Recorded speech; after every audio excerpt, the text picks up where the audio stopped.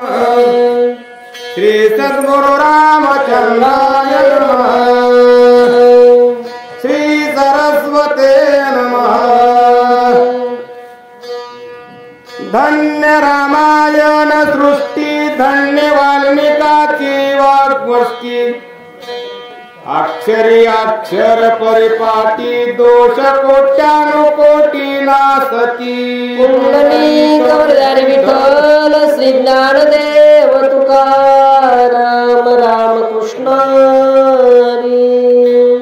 हरी। धन्य रामायण सृष्टी, धन्य वाल्मिकाची वाग्वस्ती।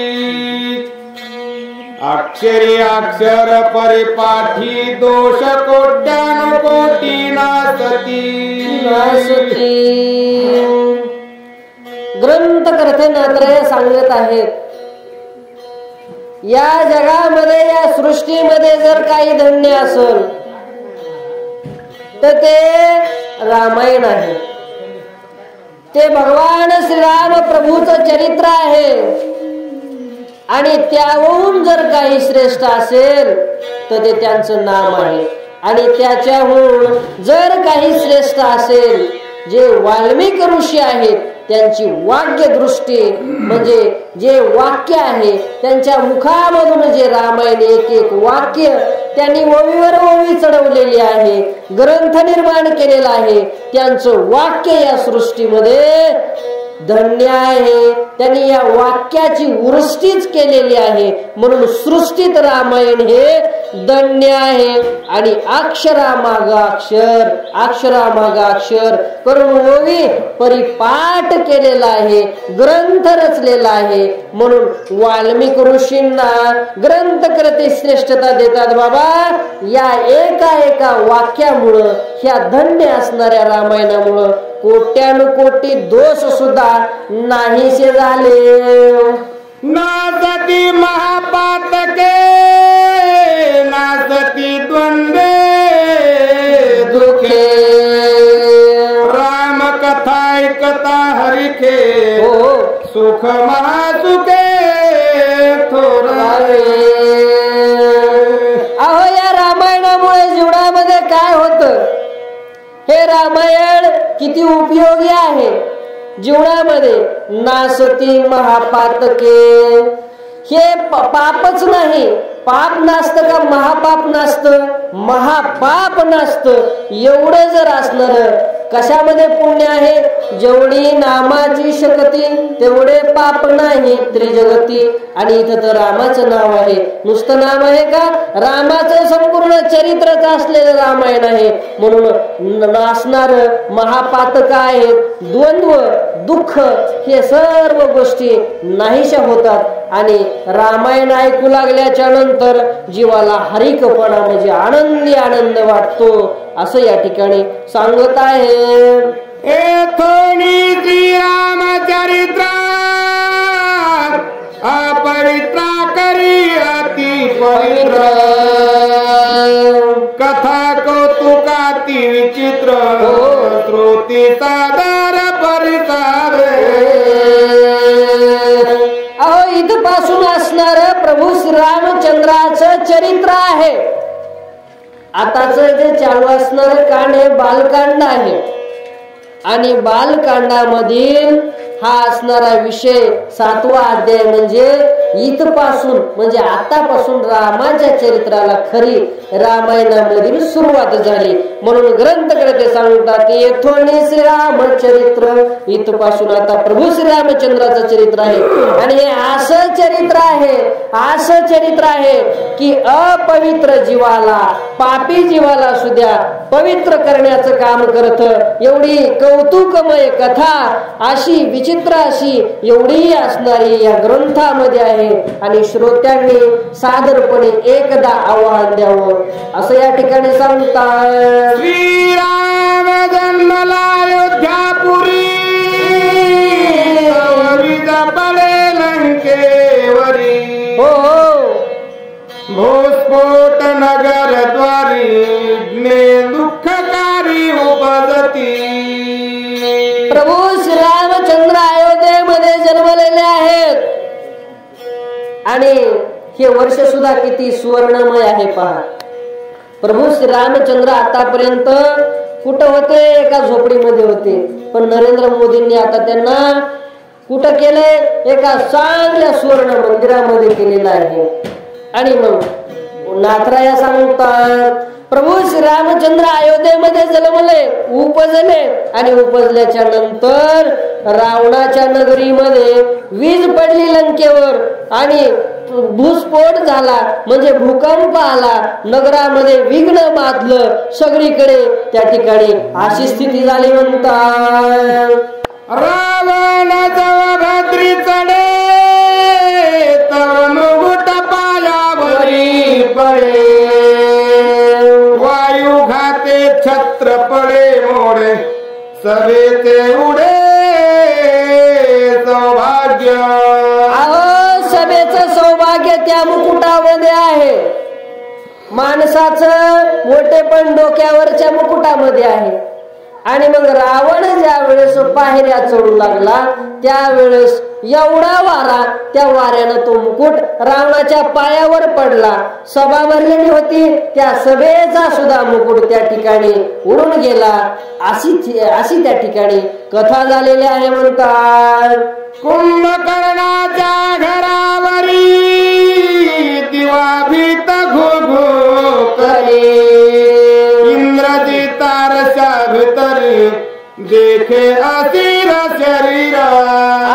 फक्त रावणाच्याच नाही, कुंभकर्णाच्या सुद्धा घरावर गुगू गुगू असं कोण करतय? दिवाभीत. तर ती त्या ठिकाणी टिवटिवी करू लागले, दिवाभीत करू लागले. आणि इंद्रजित त्या ठिकाणी आरशामध्ये पाहू लागला. काय काय कथा होते, ओवीचा काय समन्वय लागतोय पुढच्या वहीमध्ये पहा. मंदोदरीची गळसरी तुटून पडे अग्नी भीतरी, तिथे काढी जव सुंदरी तव भस्म करी हुताशन. मंदोदरीच्या गळ्यामध्ये असणारी गळसुई म्हणजे काय? मंगळसूत्र गळ्यामध्ये असणार ते तुटून पडलं अग्नीमध्ये, कुंडामध्ये. आणि ती सुंदरी म्हणजे ती असणारी सुंदर मंदोदरी ती काढायला गेली तर त्या अग्नीनं तोपर्यंत काय केलं? भस्म केलं. अशा प्रकारचा अपशकुन त्या लंकेमध्ये घडू लागला. नाथराया सांगतात विघ्नांचा व्रत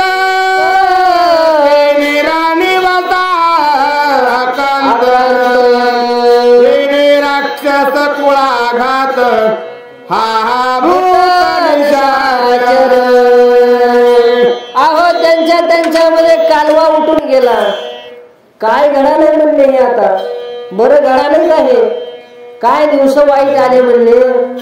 एवढे विघ्न ह्या लंकेमध्ये घडत आहे. हे व्हाले हे काय बरं व्हाले का? नाही. का व्हाले? आता आपला निशाचरांचा त्यांचे ते म्हणू लागले राक्षसांचा आपल्या नाश आला बाबा. आता काही उरलेलं नाही. म्हणतात रावण सांगे भयंकरी दृढपणे आसारे नगरे, थोडी कोणी न जावे दुरी अहोरात्री सावध. पाकिस्तानचा राष्ट्राध्यक्ष कसा म्हणू लागला? जागते रहो मोदी है घर में घुसकर मारता है, जागते रहो. तसं त्यानं मंत्र दिलता बाबा. आपला वैरी आलाय म्हणला तो मोदी. तसं इथं लंकेत रावण म्हणू लागला कोणी सुद्धा झोपायचं नाही, जाग रहा, सावध व्हा, नगर सोडून कुणी कुठेही जाऊ नका, आपल्यावर विघ्न आलेलं आहे असं या ठिकाणी सांगतात. प्रधानाधिक सभानायका ती तोर घेतला, रावणाला गली धुक धुक अरिष्ट अटंक देखोनी. प्रधानांनी धाक घेतला, रावणाने धाक घेतला. रावणाचं मन असं हृदय धक धक धक धक करू लागलं. काय घडालंय म्हणलं हे माझं मलाच कळायला तयार नाही. आणि रावणानं जी काही सूचना देऊ लागला नगरामध्ये, कुठं जाऊ नका, ते प्रधानांनी सुद्धा धाक घेतला. असं कुठलं विघ्न आलंय त्यांना सुद्धा कळत नव्हतं. सगळी जनता भयभीत झालेली आहे असं सांगतात. हेरीकडे अयोध्येसी जाणार श्री वसिष्ठ आपण चौघा कुमारांचे विधान संस्कार पूर्ण करविता झाला. नात्रया सांगतात इकडे काय झालं लंका सोडून अयोध्येमध्ये. श्री गुरु वशिष्ठ होते. हे वशिष्ठ असणारे चारही कुमार जनक राजा आपलं प्रभू श्री रामचंद्राचे भाऊ, चारही कुमारांना त्या ठिकाणी बाल संस्कार करू लागले. काय असतं, मुलं जन्माला आले की त्याच्यात काही संस्कार असते. 16, 18 संस्कार, 14 संस्कार, बाल संस्कार, हे संस्कार आपल्या धर्मामध्ये आहेत. मग इकडे ते बाल संस्कार असणारे त्या ठिकाणी करू लागले असं सांगतात. जात कर्ण नाना विधान कटी शूद्रान्न प्राशन चौल कर्म वायनदान केली संपूर्ण विधियुक्त. चारही मुलांचे जे काही विधीपूर्वक बाल संस्कार करायचे होते ते वशिष्ठ ऋषींनी नामाभिधानासहित भगवंताच्या नामासहित कटिबद्ध अन्न प्राशन वगैरे न करता जसा उपवास आहे तशा प्रकारे त्या अन्न कधी खायचं, कधी उपवास धरायचा, अशा कटिबद्ध परिस्थितीमध्ये जातीनुसार जे धर्मानुसार कर्म लावलेले आहेत, रीती लावलेली आहे, रिवाज लावलेला आहे, त्याच्या सहित भगवंताचं नाम घेऊन त्या चौघांचा असणार विधियुक्त बालसंस्कार केले. आपण आज सप्ताह सुरुवात करीत असताना सगळं अंबाजी महाराज, मोतीराम महाराज यांच्या चरणी आपण काय समर्पित केलं, संकल्प समर्पित केला आज आपण, किंवा आम्ही अन्नदान सोहळा करत आहोत, नामदान सोहळा करत आहोत. हे सोहळा सुखरूपपणे पार पाडावा, याच्यामध्ये कुठल्याही प्रकारचं विघ्न येऊ नये आणि कुरुमे देव स्वाहा म्हणून आपण आज संकल्प केला. तशा प्रकारचं विधीपूर्वक असणार या ठिकाणी चारही मुलांचं वशिष्ठ ऋषींनी कार्य केलं असं सांगतात. जात कर्ण नामामि ऐश्वर्याचे आविष्कारे व्रतबंधाचे गजरे माने सन्माने सत्पात्रे सुखी नरपवरे या परिकेले.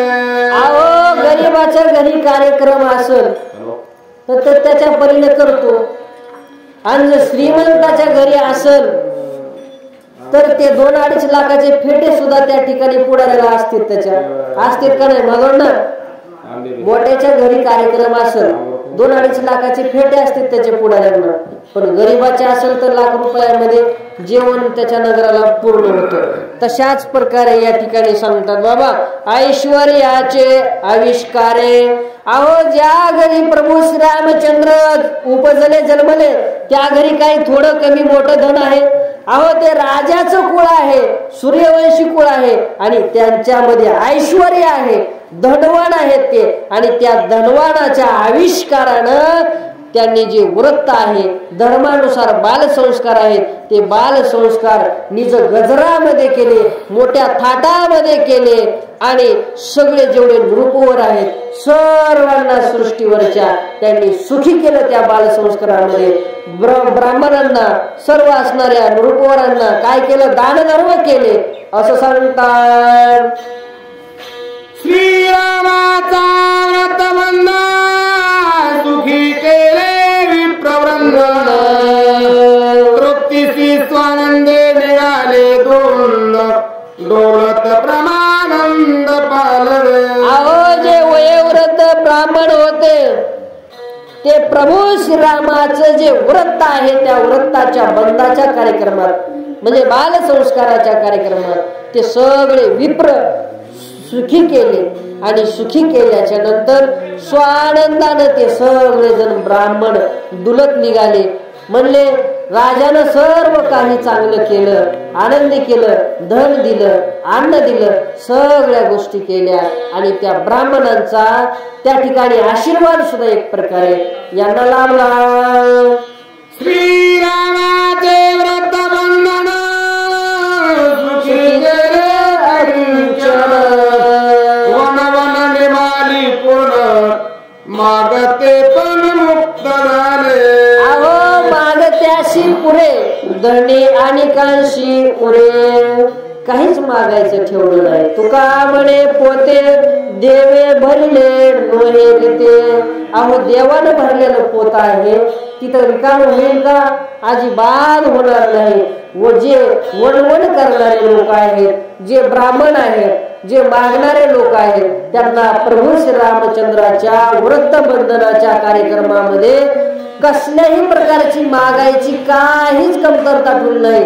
मागणंच, या मागणीतूनच त्यांना मुक्त केलं. एवढं असणारा दानधर्म झाला. अकिंचितही सुख त्या ठिकाणी नाही असं नाही. संपूर्ण सुखाचं सुख, आनंदमय परमानंद त्या ठिकाणी झाला. चोहीकडे आनंदुरे आनंदुरे अशी अवस्था त्या ठिकाणी झाली. म्हणतात झाली व्रत बंधन वसिष्ठापासी चौघे जण, आरंभिले वेदाध्ययन शास्त्र व्याख्यान वेदांत. झालं प्रभू श्रीरामचंद्राचं व्रतबंधन झालं. व्रतबंधन झाल्याच्या नंतर चौघेही जण असणारे पुत्र त्या ठिकाणी गुरु वशिष्ठांच्या समवेत आहेत, वशिष्ठांच्या बाजूला आहेत. आणि त्यानंतर त्या ठिकाणी आरंभ केलेला आहे. आरंभ म्हणजे सुरुवात केलेला आहे, वेदाचं अध्ययन सुरू केलेलं आहे. आणि अशा अवस्थेमध्ये विविध शास्त्र, शास्त्रार्थ, वेदांत याचं अध्ययन त्या ठिकाणी सुरू आहे. म्हणतात श्रीराम वेदाचे जन्मस्थान, त्याची संसार मात्रे पठन झाले शास्त्र संपूर्ण, आघात प्राण प्रज्ञेचे. अहो सगळ्या वेदाचं जन्मस्थान असणारे कोण आहे? प्रभू श्री रामचंद्र आहे. जे चारी वेद त्याच्यापाशी मोडवते, त्याचं नाव घेण्यास किंवा त्याला कळण्याची सुद्धा बुद्धी ज्या वेदांपाशी नाही, ती वेद असणारे आहेत. आणि म्हणून प्रभू श्री रामचंद्र वेदांचं जन्मस्थान आहे.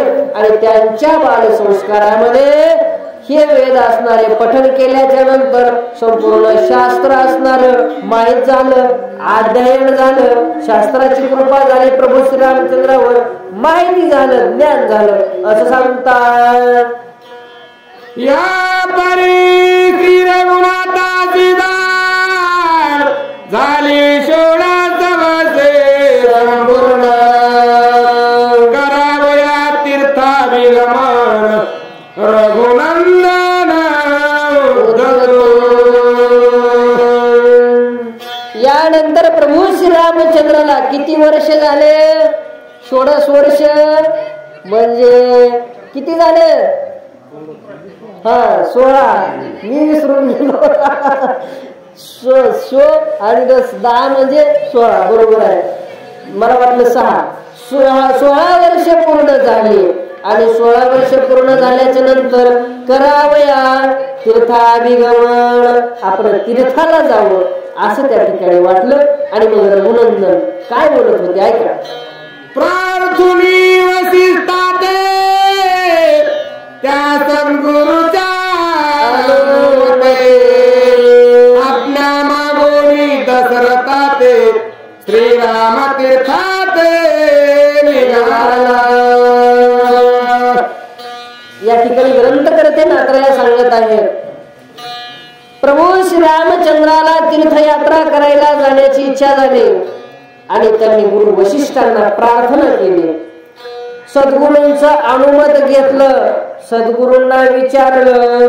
आणि विचारल्याच्या नंतर आपल्या दशरथ असणाऱ्या राजाची आज्ञा घेतली, म्हणजे वडिलांची आज्ञा घेतली. सखे बंधू दोघे जण रामचा श्री वना आपण पितृवचन पाळूया. त्या भगवंत त्या असणाऱ्या माता पित्याचं वचन पाळण्यासाठी आणि त्या ठिकाणी आज्ञा घेतली वडिलांची आणि तीर्थयात्रेकरता प्रभू श्री रामचंद्र निघालेले आहेत. म्हणतात मन पाहुण्या सुदीन स्वस्तिवादो पुण्यावाचन सवे देवोनिया सैन्य सद्बुद्धी प्रदान समवेत. कुठल्याही गोष्टीला मुहूर्त लागते.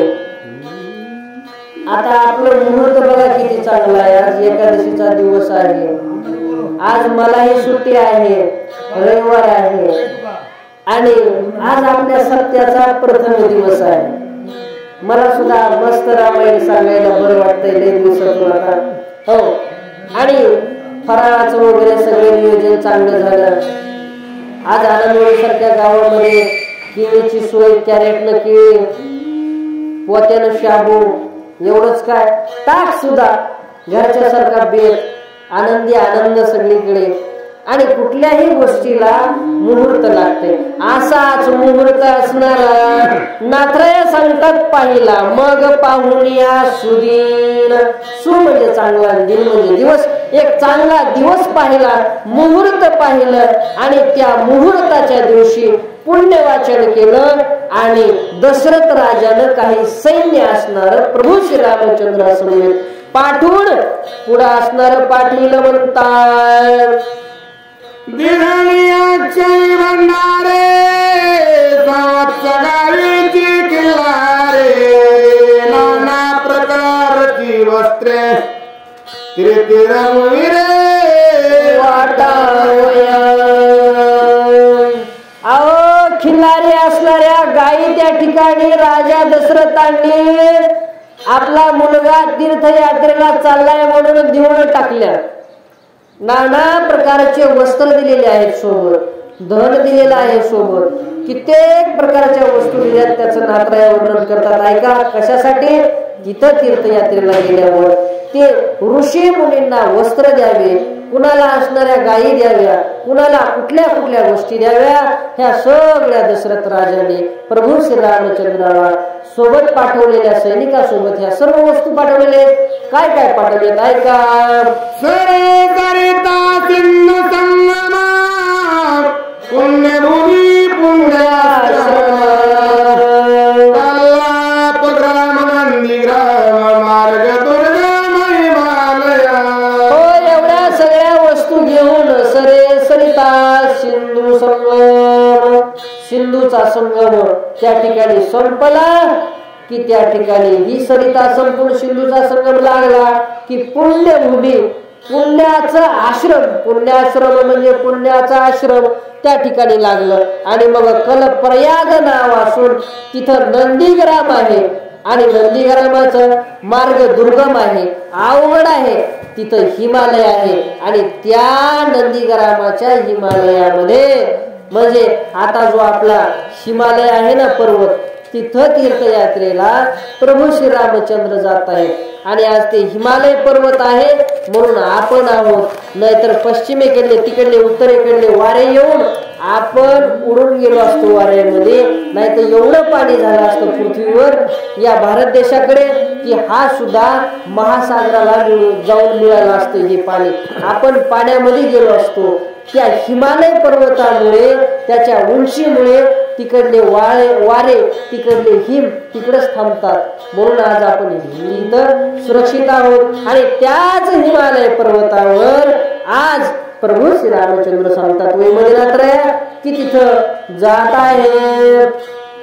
भद्री मार्ग पंच प्रयाग वेद प्रयाग शिव प्रयाग कर्ण प्रयाग ब्रह्म प्रयाग अतिगुप्त प्रयाग पाचवा.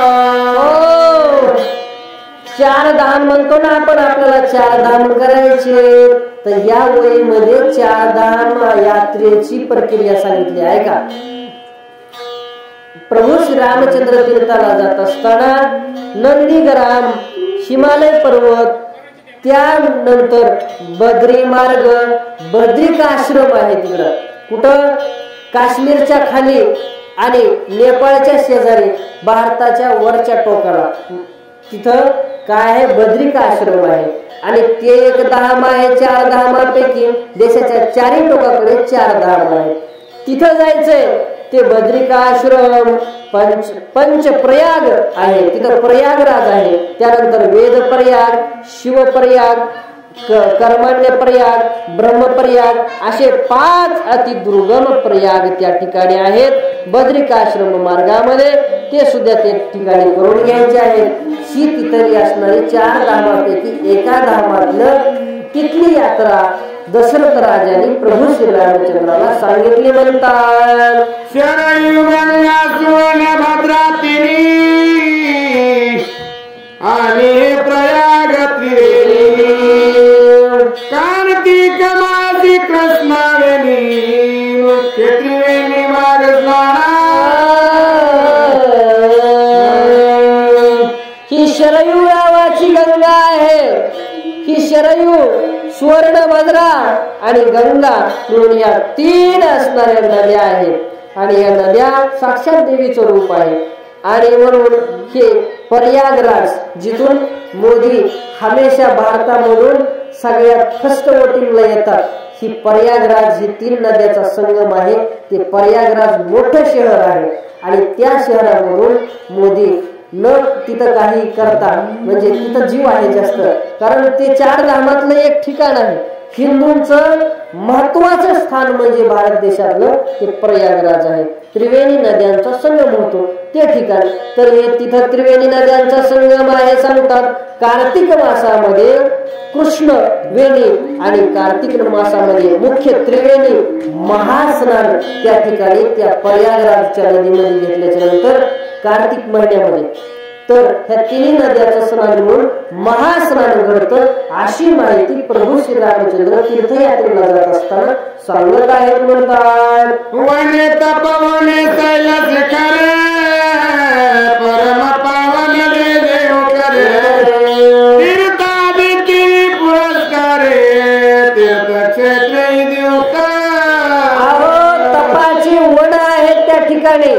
महान महान मोठमोठ्या ऋषींनी जप तप केलेले जागा आहेत, गुण आहेत, शिखर आहेत, पर्वत आहेत, उखर आहेत.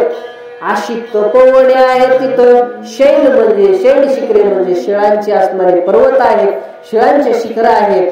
आणि हे असे तीर्थादी 3 पुष्कळ आहेत. ते इतके तीर्थादी आहेत, तीर्थाचे भुवन आहेत आणि तीर्थक्षेत्र विधियुक्त आहेत, धर्मयुक्त आहेत. अशी माहिती प्रभू श्री रामचंद्राला सांगू लागले. म्हणतात पंचकारण्य ब्रह्मांड महापंथाचे वेदान्य ऋषी वेदेत न देते असती. ऋषींचे वेदांचे यज्ञ जिथं असतात आणि नैमिष्य अरण्य, ज्या अरण्यामध्ये पहिली भागवत कथा झाली ते अरण्य, आणि त्या अरण्यापासून धर्माचं अरण्य, नंतर ब्रह्मारण्य, चंपकारण्य, महापंथाचं म्हणजे सगळ्यांच्या जो पंथ आहेत, वारकरी पंथ, वेगवेगळे पंथ, त्या सर्व महापंथाचं वेदारण्य. सर्व पंथ वेदाला जाऊन मिळतात म्हणून महापंथांचं वेदारण्य त्या ठिकाणी आहे असं सांगतात. मंदांद्री आणि विंदांद्री पिटीचा तयारी गंगोत्रीचा लोकोत्तर यात्रेचा. अहो त्या ठिकाणी पर्वत आहे. मल्यांद्री नावाचा पर्वत आहे, विंध्याद्री नावाचा पर्वत आहे. त्याचबरोबर मूळ पीठाचा असणारा सह्याद्री पर्वत आहे. आणि म्हणून गंगात्रीचा सुद्धा ब्रह्माद्री पर्वत आहे. आणि हे लोकांमध्ये सर्वश्रेष्ठ आहे, जगामध्ये हे पर्वत श्रेष्ठ आहेत. यांना पूजलं जातं, याच्यावर तप होतात, याच्यावर जप होतात. हेच असणारे या सृष्टीचं रक्षण करतात। ही गोष्ट त्या ठिकाणी प्रभू श्री रामचंद्राला यात्रेला जात असताना सांगू लागले म्हणतात, सरस्वती बिंदुसरा हिमालय कुरुक्षेत्र ज्वालामुखी ज्वाला दुर्धर अति पवित्र प्रचोदक। अहो त्या ठिकाणी प्रचितीला आलेली सरस्वती आहे जे बिंदुसुरामध्ये आहे, त्याचबरोबर धर्मालय आहे। कोणतं धर्मालय? कुरुक्षेत्र, ज्या ठिकाणी पांडवांचं युद्ध झालं ते सुद्धा कुरुक्षेत्र तिथं आहे। धर्मालय तिथं आहे, पांडवांचं गादी तिथं आहे, नैमिषारण्य तिथं आहे, जिथं पहिली कथा झाली, भगवान श्रीकृष्ण जिथं जन्मले तिथं ही सगळ्या गोष्टी असणाऱ्या तिथं आहेत। म्हणून हे धर्माचे सगळे स्तंभ आहेत, त्यांना स्पर्श करा। धर्मस्तंभाचे स्पर्शन, ह्या धर्माच्या स्तंभाचं स्पर्शन करा असं या ठिकाणी सांगितलं आहे। म्हणतात केले तिही गयचे दर्शन धर्मस्तंभाचे स्पर्शन ब्रह्मयोनीचे अवलोकन गायत्रीचे ध्यान दंडावटी।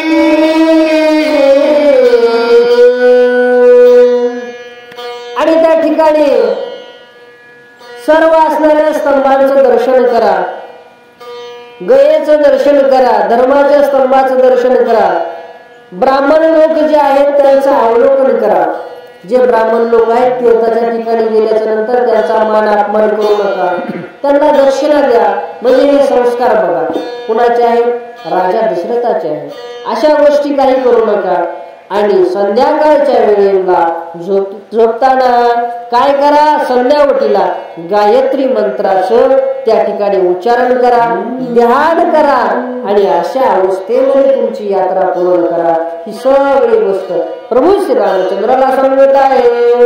ब्रह्मावर्त गोमती तीरा हिरण्याचं नवित सागर सागरावती शंखोद्वार जेथे द्वार करी हरी हरी। अहो ब्रह्माचं आवर्तन असणारी गोमता नदी, गोमती तीरी, त्या गोमता नदीच्या तीरावर हिरण्यासन हितसागर हे सुद्धा आहे।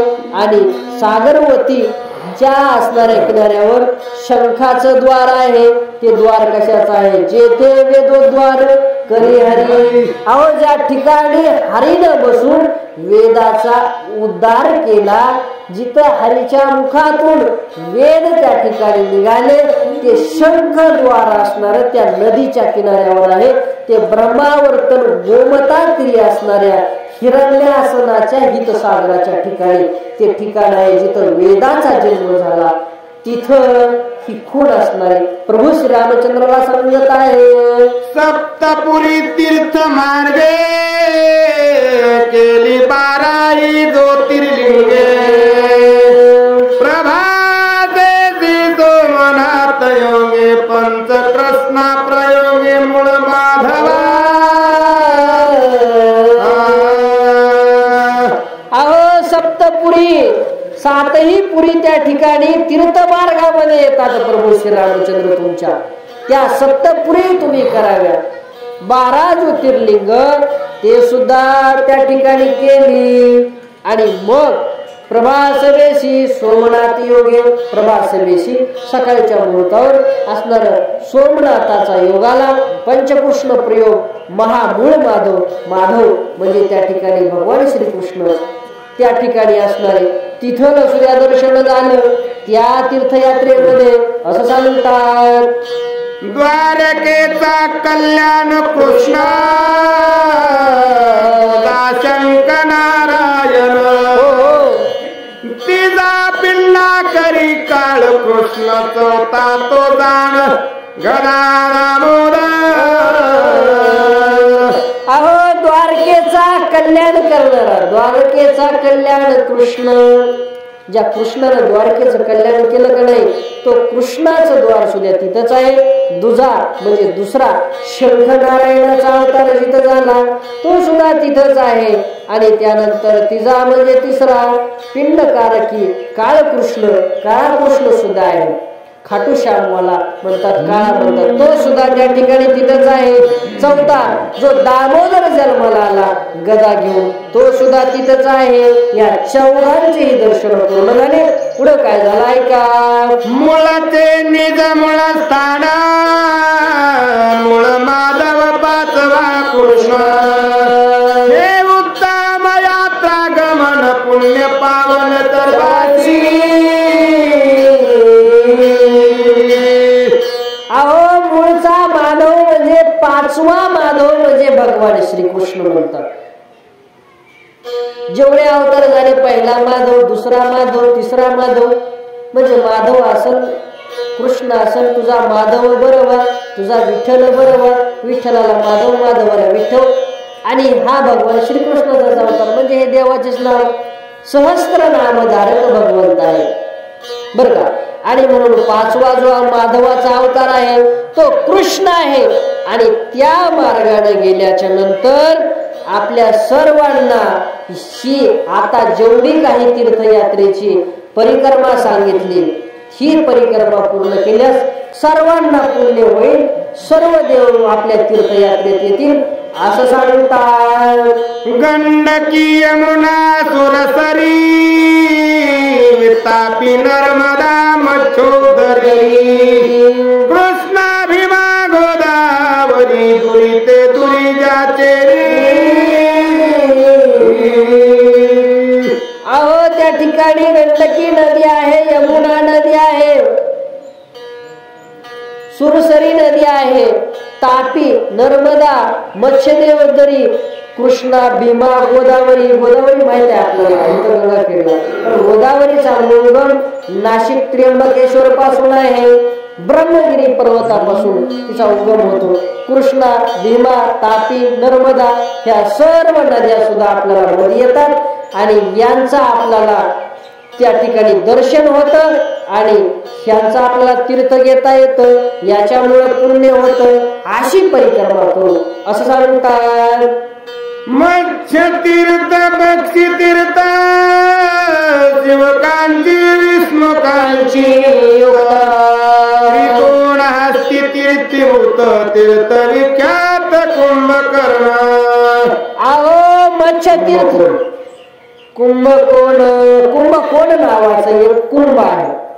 मत्स्य तीर्थ नावाचं तीर्थ आहे. पक्षी तीर्थ नावाचं तीर्थ आहे. अहो ज्या तीर्थामध्ये एकदम चांगले चांगले मासे असणारे पाहायला मिळत असतील ते तीर्थ मत्स्य तीर्थ या नावानं असेल. पक्षी तीर्थ ज्या तीर्थावर उघडकीस त्या ठिकाणी पक्षी पाणी प्यायला येत असतील, भरमसाठ पक्षी पाहायला मिळत असतील त्या तीर्थाचं नाव पक्षी तीर्थ असेल.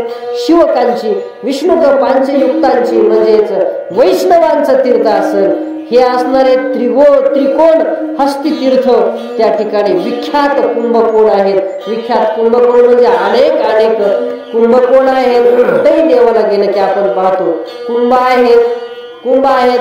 तिथं गेल्याच्या नंतर हातपाय धुण्याचे आपल्याला त्या ठिकाणी नदीचं पात्र आणून सोडलेलं आहे. कुठं पाणीच सोडलेलं आहे. त्याकडनं मानून घ्या किती पवित्र आहे अशा पद्धतीचं. पण प्रत्येक देवाच्या ठिकाणी कुंभ आहे. असं तिथं प्रत्येक ठिकाणी ते कुंभ आहे. त्याचं आपल्याला दर्शन होतं असं या ठिकाणी सांगितलेलं आहे. प्रतिची कावेरी ताम्रपर्णी कृतमाला पायस्विनी या बंधन दांच्या स्नानी भगवत भजने भाव. अहो इथं असणारी प्रीतीची कावेरी नदी आहे, ताम्रपर्णी नदी आहे 2, कृतमाला नदी आहे 3, पायस्विनी नदी आहे 4 आणि या पद्म नद्यांच्या स्नानी या असणाऱ्या 5 नद्यांच्या स्नानी भगवत भजनी दृढ भाव.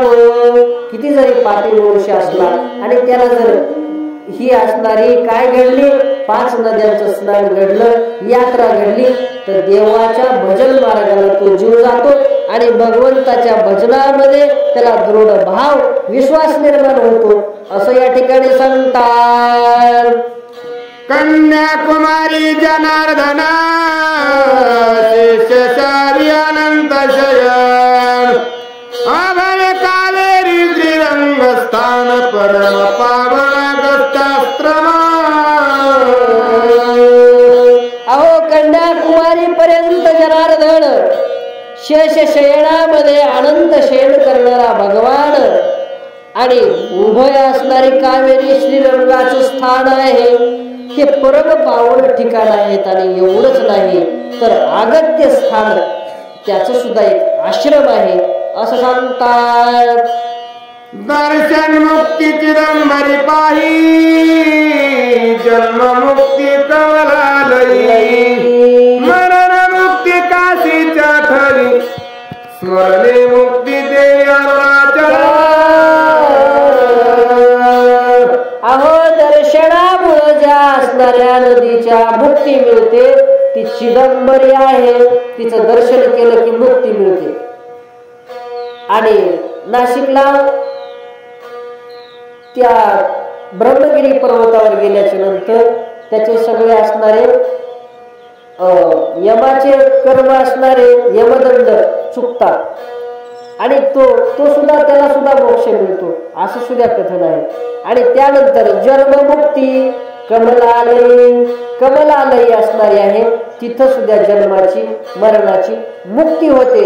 जन्माची मुक्ती होते म्हणल्याच्या नंतर मरणाच्या मुक्तीचा विषय येत नाही. जिथं जन्मच होत नाही तिथं मरणाची काय चिंता. आपल्याला चिंता आहे मरणाची, कारण आपल्याला जन्म आहे. उपजे ते नाशे नाशले ते पुनरपी दिसे हे घटिका यंत्र कैसे परिभ्रमेगा. आपण जन्मणार आहोत, जन्मलं की मरणार आहोत. पण ही अशा प्रकारची कमलालयी असणारी त्या ठिकाणी नदी आहे आणि ती जन्माची मुक्ती करते. आणि जर जन्म झालाच आपल्याला मोक्षाची पीठी. कोणतं मोक्षाचं पीठ आहे? मरण मुक्ती काशीच्या ठाई. काशी हे तीर्थक्षेत्र येणार आहे. ह्या आपल्या पवित्र असणाऱ्या कशामध्ये पावन असणाऱ्या तीर्थयात्रेमध्ये. आणि हे तीर्थयात्र काशीपीठ मरण असणार त्या मरणातून मुक्ती देत असं सांगतात. स्मरणे मुक्ती दे अरुणाचल. आणि एक तर त्या ठिकाणी अरुणाचल नावाचं हे आहे ते सुद्धा त्याचं स्मरण केलं तरी मुक्ती होते असं सांगतात. श्रीराम तीर्था तीर्थभूता मोक्षा मुक्ती श्रीरघुनाथ. तोही तीर्थयात्रा करीत लोक संग्रहार्थ स्वलीला. अहो स्वतः प्रभू श्रीरामचंद्र म्हणजे जे तीर्थभूत आहेत.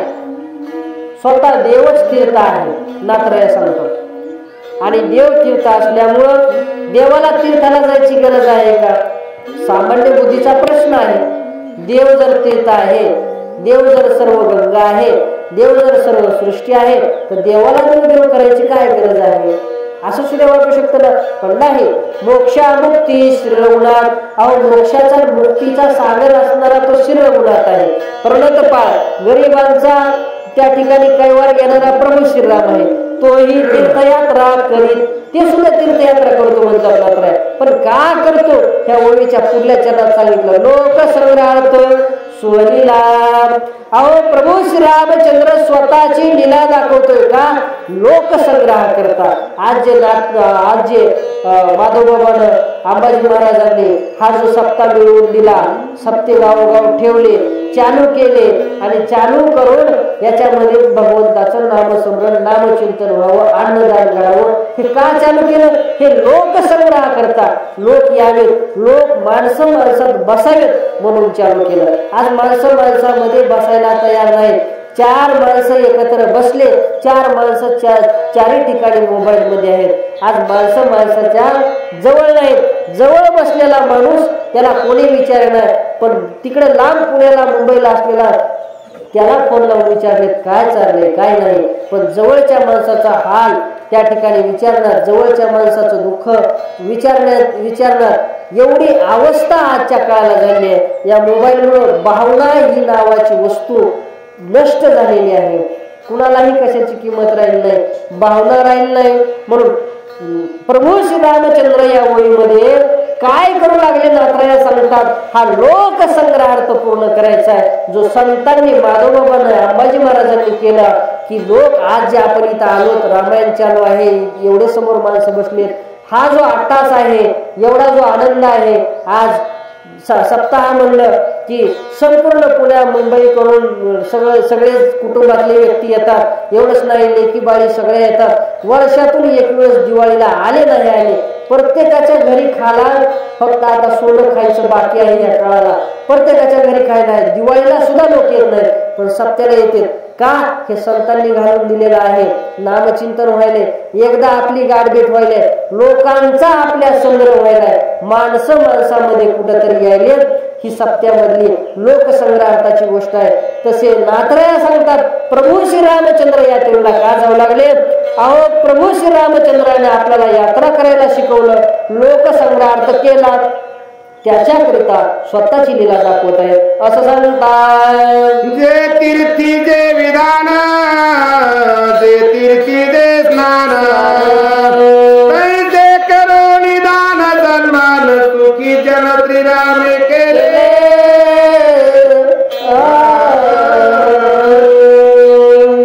अहो, देव स्वतः धनवान आहे. देवाच्या पायालाच लक्ष्मी आहे.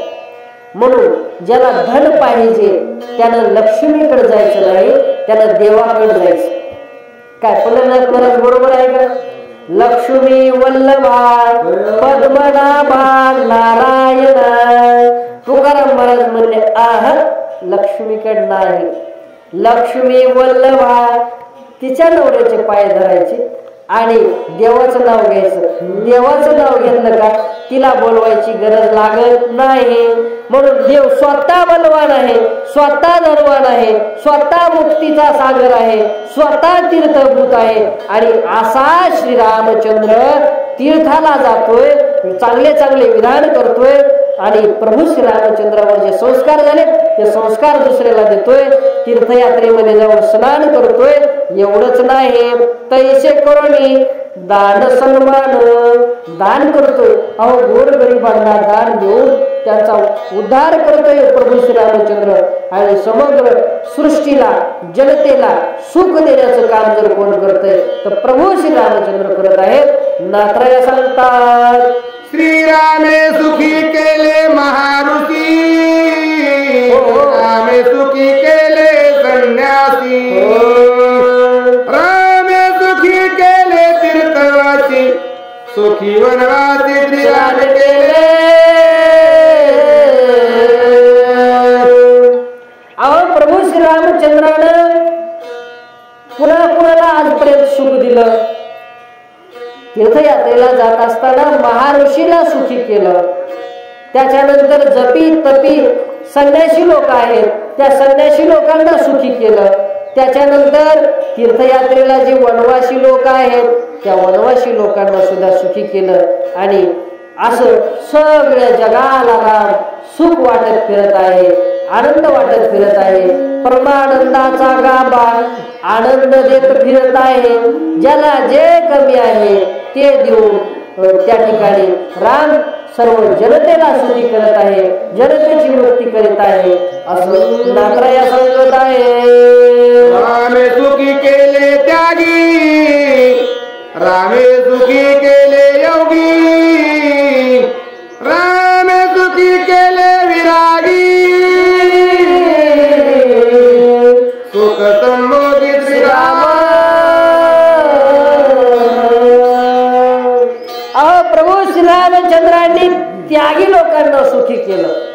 आजपर्यंत कुठल्या देवानं त्यागी लोकांना सुखी केलं नाही. त्याग केला भरपूर जणांनी, पण त्या त्यागामधून पुन्हा सुखी केलं नाही. योगयाग विधी येणे वय सिद्धी, वायाची उपाधी धर्म धर्म, त्याग करतात, वाया योग याग करतात, सगळ्या गोष्टी करतात. तर वाया जातात माऊली ज्ञानोबा हरिपाठामध्ये. पण आजपर्यंत जर जगाच्या पाठीवर देवानं जर सुखी केला तर तो प्रभू श्री रामचंद्र आहे. पूर्ण कृष्ण राम, पूर्ण अवतार रामकृष्ण, राम आणि कृष्ण या दोन अवतारामध्ये परिपूर्ण अवतार असल्यामुळं देवानं मनाला वाटेल ते सगळ्या गोष्टी केल्या. पण त्या सुद्धा कायद्यात बसूनच केल्या बरं का. म्हणून सर्वांना सुखी केलं, कुणाकुणाला सुखी केलं तर त्यागी लोकांना ज्यांनी त्याग केला आयुष्यामध्ये, पत्नी नको, आयुष्यामध्ये घर नको, संसार नको, कुठेतरी जाऊन बसले, अशा त्यागी लोकांना सुद्धा त्यांना सुख दिलं, त्यांची मुक्ती केली प्रभू श्री रामचंद्रानं. त्याच्यानंतर रामे सुखी केले योगी. योगी जे असणारे योग करणारे लोक आहेत, जे असणारे ध्यानस्थ बसणारे आहेत, समाधी अवस्थेला जाणारे लोक आहेत, भगवंताचा जप तप करणारे लोक आहेत, त्या लोकांना सुद्धा सुखी प्रभू श्री रामचंद्रानं केलं. विरागी वैरागी असणारे लोक आहेत, त्या सुद्धा लोकांना प्रभू श्री रामचंद्राने सुखी केलं. असं प्रभू श्री रामचंद्र सुख संभोगी श्रीराम, सुखासोबतच संभोग आहे, सुखच वाटेत फिरत आहे, उपचत नाही, जन्मत ते सुख आहे, सगळं सुख ते सुख आहे असं वर्णन नाथरायाने केलेलं आहे. म्हणतात रामे सुखी केले ब्रह्मचारी, रामे सुखी केले व्रतधारी, सज्जन व्याधिक नर नारी, राम सुखकारी सर्वासी. अहो रामानं ब्रह्मचारी असणाऱ्या लोकांना सुखी केलं.